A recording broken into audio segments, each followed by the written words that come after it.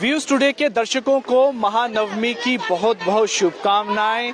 और ये इन नवरात्रों का आज अंतिम दिन है और जितने भी भक्तजन हैं माता की साख के विसर्जन के लिए अलग अलग जगहों पर जो उनके विसर्जन के लिए पहुंच रहे हैं। और इस समय हम तवी नदी के किनारे बिल्कुल पहुंचे हुए हैं और आज यहाँ पर आप देख सकते हैं कि श्रद्धालुओं की यहाँ पर तांता लगा हुआ है और साख के विसर्जन, माता के साख के विसर्जन के लिए यहाँ पर सुबह से लगातार यहाँ पर पहुंचकर साख विसर्जन कर रहे हैं। और महानवमी के पर्व के साथ ही जो नवरात्रे हैं उनका आज समापन हो चुका है। और आप देख सकते हैं कि यहाँ पर जितने भी जो श्रद्धालु हैं जिन्होंने 9 दिनों तक माता की साख लगाकर उसकी पूजा की इन नवरात्रों में, और आज इसका ये विसर्जन है। और भी यहाँ पर मैं आपको दिखाना चाहूँगा कि लोगों का लगातार यहाँ पर आने का सिलसिला जारी है। आज सुबह से ही तवी में इसके विसर्जन के लिए यहाँ पर लोग पहुँच रहे हैं, पूरे परिवार सहित पहुँच रहे हैं और माता की साख का विसर्जन जो है विधि पूर्वक यहाँ पर किया जा रहा है। तवी के किनारे पर इस समय हम मौजूद हैं। यहाँ पर आप देख सकते हैं कि जितने भी लोग हैं उनका इस समय यहाँ पर आना जाना जो है वो जारी है। और अभी मैं थोड़ा सा और भी यहाँ पर आपको विजुअल्स दिखाना चाहूँगा। मैं अपने कैमरामैन को बताऊँगा कि इस पवित्र दिन पर कई चीज़ों का फिलहाल जो है रखना जाना ज़रूरी है। वो है कि जब साख विसर्जन की जाए इस बात का पूरा ध्यान रहे कि कहीं किसी तरह का नदी में प्रदूषण न हो। इस बात को सुनिश्चित करने के लिए एडमिनिस्ट्रेशंस की तरफ से लगातार जो है वो लोगों में अवेयरनेस भी क्रिएट करते रहते हैं। और अभी जिस तरह आप एक यहाँ पर देख सकते हैं कि जितने भी जो एनजीओज हैं जो इन्वायरमेंट से जुड़ी हुई हैं, क्लाइमेट से जुड़ी हुई हैं, वो यहाँ पर काम कर रही हैं। जो श्रद्धालु यहाँ पर साख विसर्जन के लिए आता है उनके लिए किसी तरह का भी वो कोई प्लास्टिक पॉलिथीन ऐसी चीज ना लें और सिर्फ साख को विसर्जन करें जो कि प्रदूषण फैलाए नदी में, उसका ध्यान रखा जाता है। आपको मैं बताता हूं कि किस तरह से जो भी भक्तजन आते हैं साख विसर्जन के लिए वो अपने साथ इन दिनों पूजा के दौरान जो सामग्री है जिसमें फूल हैं और कई चुन्नियां हैं, आप देखिए ये जो है आज सुबह से इकट्ठा हुआ है। सबसे बड़ी आजकल चिंता का कारण ये है, देखिए आस्था की बात तो सही है लेकिन सबसे जरूरी है कि नदियां हमारी साफ रहें, स्वच्छ रहें और इसका ध्यान रखना बहुत जरूरी है। लोगों के बीच इस तरह के जागरूकता का होना भी चाहिए और उसके लिए हमारे ही समाज में कई जो फ्रंट हैं क्लाइमेट से जुड़े हुए, इन्वायरमेंट से जुड़े हुए, जो पर्यावरण की बहुत ही ज़्यादा चिंता रखते हैं, उनके लिए यहाँ पर उनकी हेल्प और सपोर्ट के लिए यहाँ पर बैठे हैं, यहाँ लगातार कार्य में तत्पर हैं ताकि जो व्यक्ति भी यहाँ पर आए वो अपने साथ किसी तरह का पॉलीथीन और ऐसी वस्तु जो डिसॉल्व ना होती हो वो लेके ना जाए ताकि नदी साफ, स्वच्छ और निर्मल रहे।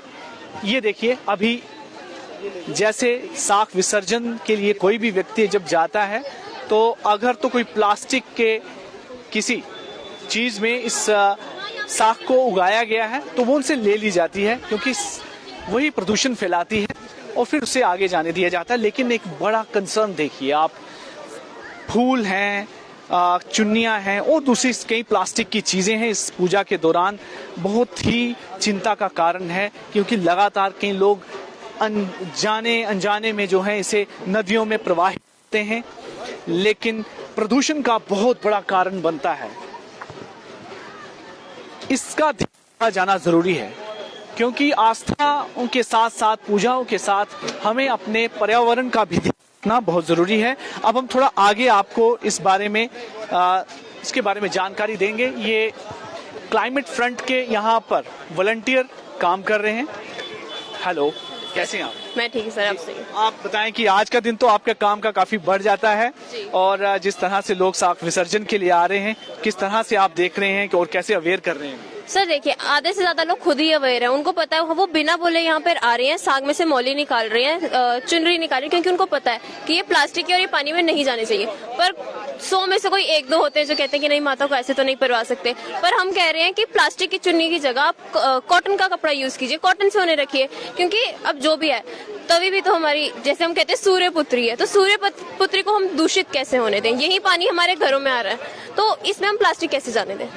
मतलब ज्यादातर लोग हैं वो इस चीज से अवेयर हैं और जागरूक हैं, सिर्फ कुछ के साथ आपको थोड़ा उनको बताना पड़ता है। हाँ जी, मोस्टली लोग जो होते हैं वो ऐसे, मतलब जो भी है, सबकी श्रद्धा है, प्यार है माता से, तो वो कहते हैं कि हम माता को ऐसे कैसे जाने दे, तो हम कहते हैं कि चलो वापस ले आना, बस पानी में नहीं डालना। अब धीरे धीरे करके नीचे प्लास्टिक को बैन कर रहे हैं, तो हम नीचे जाने ही नहीं दे सकते हैं। बट मोस्टली लोग अवेयर हैं, उनको पता है, तो मोस्टली यही होता है कि जो जो चीजें पानी में डिसॉल्व हो सकती हैं, ऑर्गेनिक हैं, आप वो ले जाइए। बस जो पानी में आपको पता है 10 साल बाद भी वहाँ होगी, 100 साल बाद भी होगी, वो मत डालिए। मतलब आप तो काफी समय से इस काम से जुड़ी हुई हैं और आप हर बार जहाँ पे मौजूद होते हैं, तो किस तरह से आपने बदलाव को देखा है कि जब आप शुरुआत देखी तो किस तरह के हाल थे, अब कैसे इसमें चेंजेस देख रहे हैं, और क्या लगता है कि कौन सी एफर्ट करना जरूरी है ताकि नदियां, चाहे सिर्फ यही नहीं, बाकी नदियां भी जो है साफ स्वच्छ रहें, वहां पर प्रदूषण ना हो? जी देखिए, जैसे अब मुझे यहाँ पे 3 साल हो गए हैं और 3 साल से हम ये चीज कर रहे हैं। तो पहले होता था, पहले लोग, मतलब जैसे मैं कह रही हूँ ना, आप 100 में से 2 होते हैं जो लड़ते हैं, पहले सब बोलते थे कि ऐसा क्यों करना है, क्यों करना है। तो हमें लगता था कि नहीं, आप खुद बताइए हम कैसे अपनी पुत्री को दूषित होने दें। पर टाइम के साथ साथ, जैसे मैंने कहा, लोग खुद आते हैं, वो खुद ही कर लेते हैं। और बहुत से लोग आते हैं जिन्होंने मौली वगैरह नहीं लगाई होती है, कॉटन का रखा होता है, और जब वो वापस आते हैं नीचे से, तो वो चीज अपने साथ लेके आते हैं कि हाँ, उन्हें पता है कि ये चीज पानी में नहीं जानी चाहिए। तो टाइम के साथ साथ ये चीज है। और दूसरा कि हम लोगों को कैसे बताएं, तो वो यही कर सकते हैं ना कि हम उन्हें, जैसे यहाँ पे जितने आ रहे हैं, हम उन्हें बताते जा रहे हैं कि ये मत कीजिए, वो नहीं कीजिए। और मोस्टली लोग घर से ही नहीं लेके आते, उन्होंने जैसे कहते हैं ना, थाली में या डूंगे में जो होता है स्टील का, उसमें लगाई है और वहीं उसे वो ले जाते हैं, वो बेस्ट चीज रहती है। बिल्कुल, कोशिश इनकी लगातार जारी है और इसका फायदा भी हो रहा है। जो जितने भी यहाँ पर श्रद्धालु, जो भक्त आते हैं माता की साख को लेकर, उसके लिए पूरी तरह से तैयारी में रहते हैं ताकि नदी भी जो है वो दूषित ना हो। इसे सूर्य पुत्री के नाम से जाना जाता है, जैसे कि इन्होंने भी कहा, और हम सबको भी पता है कि इसका कितना महत्व है। इसे जम्मू की लाइफ लाइन कहते हैं इस नदी को, इसलिए इसे बचाना भी जरूरी है। अभी हम थोड़ा नदी की तरफ जाएंगे, यहाँ पर इसका विसर्जन किया जा रहा है विधि पूर्वक, और सुबह से, जैसे मैं कह रहा हूँ कि इस समय तक हजारों की तादाद में लोग यहाँ पर आकर इस साख का विसर्जन कर चुके हैं। और आज महानवमी के इस पर्व पर माता को काफी विधि पूर्वक तरीके से उनका विसर्जन किया जा रहा है। नवरात्र का आज समापन है, पूर्ण रूप से जो नवरात्रे हैं, 9 दिनों तक पूजा के बाद जो साख है उसे प्रवाहित किया जा रहा है। और आप देखें कि इस समय हम बिल्कुल जो पुल है, नदी के साथ जो पुल है उसके बिल्कुल नीचे हैं और साथ साथ चलते जा रहे हैं। और हमारे साथ यहाँ पर आप सामने अगर देखेंगे तो लोगों का भी इस समय आना जाने का सिलसिला जो है जारी है, तांता लगा हुआ है यहाँ पर। और यहाँ पर भी वॉलंटियर मौजूद हैं जो कि ध्यान दे रहे हैं कि कहीं भी किसी तरीके से नदी में प्रदूषण ना हो। पॉलिथीन जैसी चीजें या ऐसी चीजें जो डिसॉल्व नहीं होती हैं और प्रदूषण फैलाती हैं, पर्यावरण को आज के समय में बचाना बहुत जरूरी है। इससे पहले भी कई रिपोर्ट्स जो हैं वो आ चुकी हैं और इन रिपोर्ट्स में ये बिल्कुल क्लियर कर दिया गया है कि जो तवी नदी है इसमें बहुत ही ज्यादा प्रदूषण है, क्योंकि कई तरह के नाले भी इस नदी में पड़ते हैं। एडमिनिस्ट्रेशन उसके लिए दावे तो करती है कि उसे ठीक कर लिया जाएगा, लेकिन अभी तक फिलहाल उस पर पूरी तरह से रोक नहीं लगाई गई है। और वहीं पर जब भी कोई पर्व आता है, चाहे वो गणेश उत्सव हो, चतुर्थी का हो, और या जैसे ये अब शारदीय नवरात्रे हैं और इनके समापन आज हुआ है और इससे चैत्र नवरात्रे भी हैं, उस दौरान भी विसर्जन यहाँ पर किया जाता है।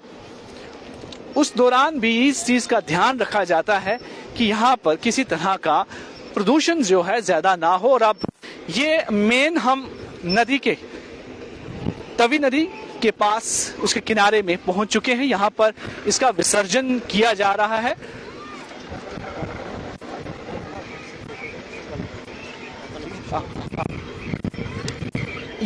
जागरूकता फैलाई जा रही है ताकि लोग इस बात को लेकर ध्यान रखें। ये अभी आपको थोड़े से विजुअल्स हम यहाँ पर लाइव लगातार दिखा रहे हैं कि साख विसर्जन के लिए नदी में अंदर तक जाते हुए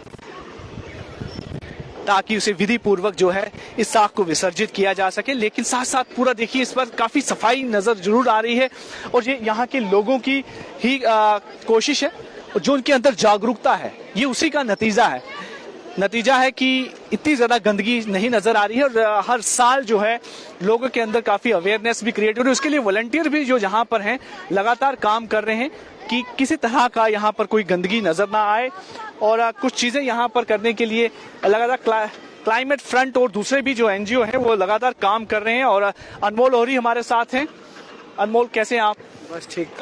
अनमोल, हर साल आप देखते हैं कि इस काम मुहिम के साथ आप भी जुड़े हुए हैं, काफी इस नदी को सेव करने के लिए आपने काम भी किया और कर भी रहे हैं।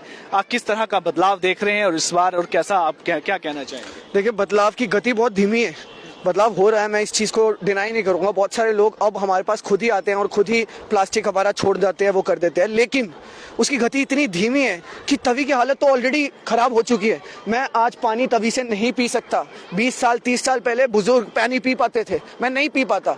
और ये लोगों को नहीं समझ आ रहा है कि इंटेंसिटी कितनी है प्रॉब्लम की। ये पानी हम लोगों को तभी देता है, पूरे जम्मू को, हमारे खेतों को, हमारे घरों को, हर एक चीज के लिए यही नदी है प्राइमरीली। और इस नदी को बचाने की उतनी कोशिश नहीं की जा रही है। आज भी हमें लोगों को बहुत पुश करना पड़ रहा है। देखिए, लोगों की आस्था बहुत इंपॉर्टेंट होती है, लेकिन वो आस्था में क्या ये चीज नहीं आती है कि जहां वो खेतरी परवा रहे हैं वो जगह भी पावन हो?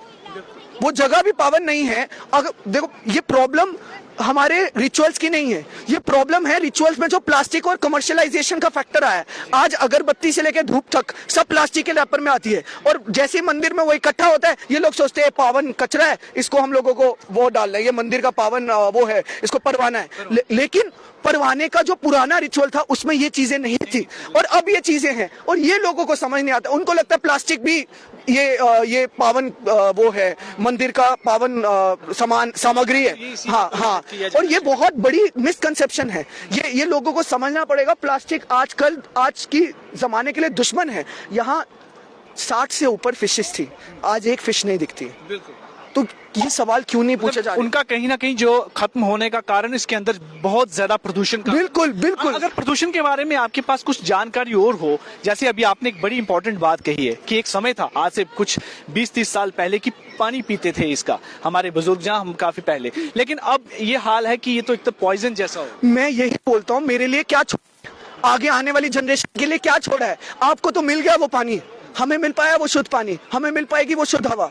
हम लोग क्या करेंगे पैसे का, गाड़ियों का, जब हम लोगों की आम जिंदगी सही नहीं होगी? और इसके साथ मैं कुछ और इन्फॉर्मेशन भी देना चाहूंगा। 17 नाले ऑफिशियल रखते हैं नदी में, तवी नदी में 17 नाले। 10 साल पहले, 13 साल पहले मैं छोटा बच्चा था, 15 साल का, और मुझे याद है पूरे जम्मू में एक बहुत बड़ा प्रोजेक्ट आया था, STP, सीवेज ट्रीटमेंट प्लांट। उसमें पूरे जम्मू की सड़कें तोड़ी, फिर दोबारा बनाई, उनमें पाइपें डाली। STP आज है, लेकिन कहाँ है? चल रहा है? नाले क्यों? अगर चल रहा है तो नाले क्यों खुल रहे हैं? और ये बोल रहे हैं ये रिवर फ्रंट में ये STP बनाएंगे, 2 STP बनाएंगे। पुराने STP कहाँ है? उसका जवाब है किसी के पास? नहीं है। क्या प्रॉब्लम थी उनमें? नहीं है। कोई ये सवाल पूछता नहीं है हमारे जम्मू में। मैं पॉलिटिशियंस को भी जब क्वेश्चन करूंगा, मैं लोगों को भी क्वेश्चन करूंगा, भाई जागो, क्या कर रहे हो? मेरे को नौकरी चाहिए, लेकिन अगर पानी ही नहीं होगा शुद्ध, मैं क्या करूंगा नौकरी का? यार, जो बेसिक हमारी इम्यूनिटीज हैं, अगर वही सेफ नहीं है तो जीवन, मतलब हमारी और चीजों का क्या फायदा? लेकिन मैं इसमें पूछना चाहूंगा कि जितने भी, चाहे म्युनिसिपल कॉर्पोरेशन हो, जो कि यहाँ की सारी केयर टेकर है, उनको भी कहते हैं, लेकिन हजारों करोड़ रुपए के प्रोजेक्ट आते हैं कि हम नाले जो है बंद कर देंगे। जैसे अभी आपने 16-17 नाले की बात की है, इन नालों के बारे में फिर भी वो हालत जो है अभी तक सुधरने में कहीं नाम नहीं ले रही है। क्या है, क्या एडमिनिस्ट्रेशन? देखो, वो फेंका है अभी किसी ने, ये हमारे जम्मू का हाल है। मैं क्या बोलूं यार, हम लोग तालियां बजाते रह जाते हैं, लेकिन कोई उधर से फेंक देता है कि उसकी शक्ल ना दिखे, कोई इधर से फेंक रहा है वहां से। मैं क्या बोलूं? और जो आपने सवाल पूछा JMC को लेके, मैं उसके ऊपर भी आऊंगा। देखिए, जम्मू म्युनिसिपल कॉर्पोरेशन कोशिश करती है अपने काम करने की, बट कोशिश नहीं चाहिए हमें, कोशिश से ज्यादा चाहिए। जो है ये इनकी जिम्मेदारी है। और मेरे को लगता है सवाल जवाब इन चीजों पे होते नहीं है। जो सवाल जवाब होते हैं वो पॉपुलर चीजों पे होते हैं, और ये पॉपुलर नहीं है। गंद कचरा ये पॉपुलर नहीं है, और लोगों को लगता है यार ये तो मतलब इग्नोरेबल आइटम है, इसको नहीं करना है। बट अगर ये इग्नोर करोगे तो होगा क्या, होगा क्या? आप एक बार सोचो, अगर आप इग्नोर करते रहोगे ये चीजें तो 25-30 साल, मतलब आज जो बच्चा पैदा हो रहा है वो शायद 40 साल की उम्र में मर जाए आम बीमारियों में, उसका लाइफ साइकिल कम हो जाए। ये डरावनी बात है। आपके भी बच्चे होंगे, मेरे अभी तक नहीं है, आगे होंगे, 5 साल 6 साल 10 साल में होंगे। मैं कैसे करूं? मैं इस दुनिया में बच्चे ही कैसे लाऊं? मैं बच्चे पैदा करने का अथॉरिटी कैसे लाऊं जब मेरे दिमाग में ये दिख रहा है, मुझे ये रियलिटी दिख रही है। इसमें एक प्रश्न पूछना चाहूंगा कि पिछले जब चैत्र नवरात्रे थे तब जीएमसी ने एक ऑर्डर निकाला था, आदेश निकाला था कि सूर्यपुत्र तवी में जो है, सूर्यपुत्री तवी में इस बार साख का जो है विसर्जन नहीं किया जाएगा। उसके लिए आप कहीं दूसरी नदियों की तरफ चले जाएं या रणवीर कनाल वहां चले जाएं। वहां भी थे। इस बार चुप है, कुछ शांत है, कुछ कहानी है, एक ये चीज। और दूसरा, जैसे अभी आपने बड़ी इंपॉर्टेंट बात कही है कि आप पुल के ऊपर चलते हुए भी, चलते चलते चाहे वो गाड़ी में हो या पैदल चल रहे हो, वो फेंक देते हैं। क्या इस समय नहीं चाहिए कि म्युनिसिपैलिटी को भी साथ होकर अपनी कुछ इन्फोर्समेंट यहाँ पर लगानी चाहिए ताकि उन लोगों को अवेयर करे, रोक सके? कुछ अच्छे अफसर हैं म्युनिसिपैलिटी के जो हमारे साथ कल सुबह से लगे हुए हैं। छुट्टी का दिन है उनके लिए, लेकिन वो लगे हुए हैं। तो मैं सारी म्युनिसिपैलिटी को नहीं बोलूंगा, लेकिन टॉप चीज आनी चाहिए और हर एक को। मेयर साहब ने तो पिछली बार काफी आह्वान किया था। इस बात का मैं अलग से बात करूंगा। मैं उस ऑर्डर के सख्त खिलाफ हूँ। उसका रीजन क्या है? देखिए, आप एक नदी को छोड़ के दूसरी नदी में डालेंगे तो नदी तो रणवीर कनाल कहाँ जा रही है यार? एक ही जगह। अल्टीमेटली ये तो आई वॉश हुआ। ये तो आप आंखों पे धूल झोंक रहे हैं हमारी।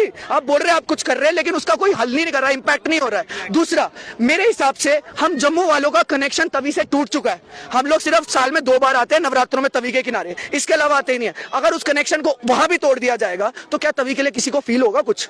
आप ऊपर से निकल जाओगे, बाबे वाली माता को जय कर दोगे, उसके अलावा और कुछ करने की आपके पास कनेक्शन ही नहीं है। मैंने जब स्टार्ट किया था ना, मैं रोता था कि मुझे कभी ये मौका ही नहीं मिला कि मैं अपनी नदी के किनारे आके सिर्फ बैठ सकूं, टहल सकूं। मेरे को कभी ये समझ ही नहीं दी किसी ने। हम शहरी लोगों को समझ ही नहीं आ रही है कि हमारी नदी के साथ हमारा कनेक्शन पूरा तोड़ गया। किसको याद है वो बकरी और शेर की कहानी? कहाँ दिखते हैं बकरी और शेर? बकरी और शेर तो दिखता नहीं है, सिर्फ कचरे के ढेर दिखते रहते हैं। और अब ये खुदाई हो रही है अलग, ये खुदाई अलग से चल रही है, और तभी के अंदर कहीं इन चीजों से इस नदी की डिटेरियोरेशन लगातार बढ़ रही है। और एक तरह से जैसे कि कहा जाता है कि कहना नहीं चाहिए कि इट्स डाइंग अ स्लो तरह से, आहिस्ता खत्म हो रही है। तो उसको खुद ही खत्म कर रहे हैं। मेरे को लग रहा है सिस्टम, मेरे को लग रहा है सिस्टम ने एक्सेप्ट कर लिया, खत्म तो होनी है, खुद ही मार देते हैं गला घोट के। ये जो कॉन्क्रीटाइजेशन है, इससे नदी क्या और बेटर होगी? इससे सिर्फ हम लोगों के पास कुछ स्पेसिस आएंगी जिसमें हम लोग टहल सकते हैं, वो भी पैसे देके, वो भी प्राइवेट सेक्टर के साथ। और एक चीज और मैं इसमें बोलना चाहूंगा, ये जो कंस्ट्रक्शन हो रही है, आपको लगता है इस कंस्ट्रक्शन में बायोडायवर्सिटी का ख्याल रखा है? सिर्फ 6 से 7 फिशेस बची है हमारे पास। क्या ये कंस्ट्रक्शन से उन फिशेस को इंपैक्ट पड़ेगा? किसी ने सोचा है? ये सारी चीजें कोई सोच ही नहीं रहा है। तो सोच किस साइड है हमारी? बिल्कुल, सिर्फ इतने से रिचुअल कर देने से बात नहीं होगी कि आप प्लास्टिक की चीजें जो हैं वो ना डालें, प्रदूषण ना करें, लेकिन और भी इससे आगे बढ़कर सोचना होगा। कितनी इसका महत्वता, कितनी सिग्निफिकेंस थी हमारे इस तवी की, कि यहाँ का पानी लोग जो है पिया करते थे, और बहुत ज्यादा यहाँ पर मछलियां हुआ करती थी। कई प्रजातियां यहाँ पर मछलियों की हुआ करती थी, लेकिन अब कोई भी नहीं है, सिर्फ एक ही आद बची है। ये परेशानी है इस समय यहाँ की। इस पूरे जिस तरह से एक माहौल बना हुआ है हमारा धार्मिक माहौल, उसके अलावा इन चीजों को भी ध्यान में रखना जरूरी है ताकि हम अपने धार्मिक आस्थाओं के साथ साथ अपनी इस नदी को भी बचाएं। ये हमारी रिस्पॉन्सिबिलिटी है, ये हमारा दायित्व है।